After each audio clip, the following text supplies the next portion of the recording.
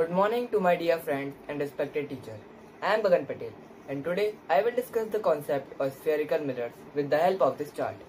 So, firstly, I am going to tell you the definition of spherical mirror. The spherical mirrors are the mirrors which are made from the part of sphere. Mainly, there are two types of spherical mirrors. First is concave mirror, second is convex mirror.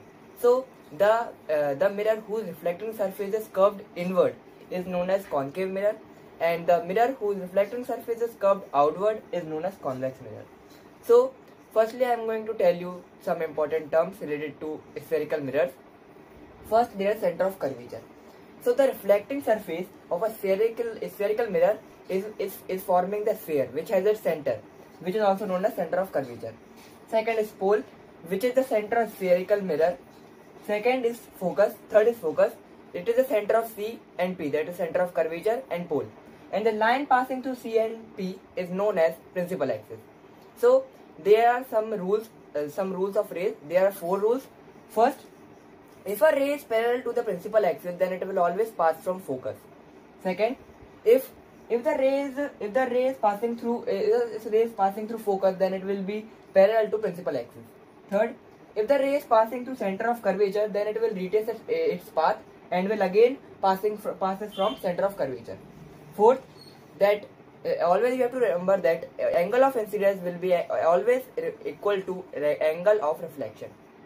So, firstly, we are going to start with the 6 cases of concave mirror. So, in first case, we are placing the object at infinity, and according to the rules, rays are meeting at focus. Here, the image forming is very diminished, and it is real and inverted. In second case, we are placing the object beyond C, and according to the rules, the rays are meeting at this point. Here, the image forming is real and inverted, and it is little bit smaller than the object. Now, the third case, in which we are placing the object at C, and according to the rules, the rays are meeting at this point at C, and it is real and inverted and is the same size of the object. In the case of D, we are placing the object between C and F, and according to the rules, the rays are meeting beyond C. Here, the image forming is larger than the object and is real and inverted. Now, in fifth case, we are placing the object at F, and according to the rules, rays are meeting at infinity. The intense beam of parallel light are going at infinity. And is the sixth case. This case is special. In this case, we are placing the object between F and P. Here, the rays are not meeting because they are diverging from each other. But if we expand the rays, behind the mirror, then it will forming at this point. Here, the image forming is very bigger than the object, and it is erect and virtual. Now, I will give you some examples of use of concave mirror.